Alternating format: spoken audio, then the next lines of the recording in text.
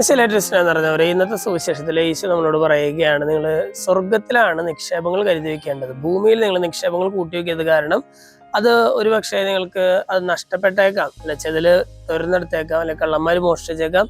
ഏതെങ്കിലും വിധത്തിൽ അത് നിങ്ങൾക്ക് നഷ്ടപ്പെടാനായിട്ടുള്ള സാധ്യതയുണ്ട്. പക്ഷേ സ്വർഗത്തിലാണെങ്കിൽ അവ ഒരിക്കലും നശിക്കുകയില്ല എന്ന് പറയുകയാണ്. ഇന്നത്തെ ഒന്നാമത്തെ വായനയിൽ നമുക്കറിയാം, യോഹന്നാന് ലഭിച്ച വെളിപാടിൽ നിന്നുള്ള വായനയാണ് നമ്മൾ വായിച്ചു കേട്ടത്. ഇവിടെ കൃത്യമായിട്ട് യോഹന്നാൻ പറയുകയാണ്, സ്വർഗത്തിലേക്ക് ചെന്നപ്പോൾ ഞാൻ അങ്ങനെ ദിവ്യാനുഭൂതിയിൽ ലഭിച്ചപ്പോൾ എനിക്ക് സ്വർഗത്തിന്റെ ദർശനം ഉണ്ടായി. അവിടെ പറയുന്ന കാര്യങ്ങളൊക്കെ നമുക്ക് ഈ ഭൂമിയിലെ കാര്യങ്ങളുമായിട്ട് നമുക്ക് കമ്പയർ ചെയ്യാൻ പറ്റാത്ത കാര്യങ്ങളാണ്, നമുക്ക് താരതമ്യം ചെയ്യാൻ പറ്റാത്ത കാര്യങ്ങളാണ്.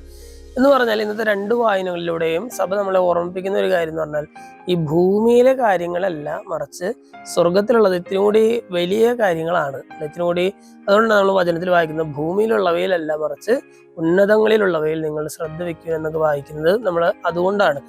ഇന്നത്തെ സുവിശേഷ ഭാഗവും ലേഖന ഭാഗമൊക്കെ വായിച്ചു കഴിയുമ്പോൾ നമ്മൾ ചിന്തിക്കേണ്ട ഒരു കാര്യം, എൻ്റെ ജീവിതത്തിൽ ഞാൻ പ്രാധാന്യം കൊടുക്കേണ്ടത്, ഞാൻ വില കൊടുക്കേണ്ടത് സ്വർഗീയമായ കാര്യങ്ങൾക്കാണ്. എന്ന് പറഞ്ഞാൽ എൻ്റെ നിക്ഷേപം ഞാൻ കരുതി വെക്കേണ്ടത് സ്വർഗത്തിലാണ്, ദൈവത്തിൻ്റെ പക്കലുള്ള ദൈവികമായിട്ടുള്ള കാര്യങ്ങളിലാണ്.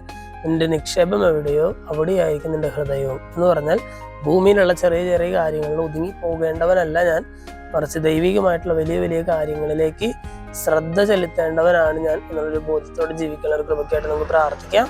ദൈവം നമ്മെല്ലാവരെയും സമൃദ്ധമായിട്ട് അനുഗ്രഹിക്കും.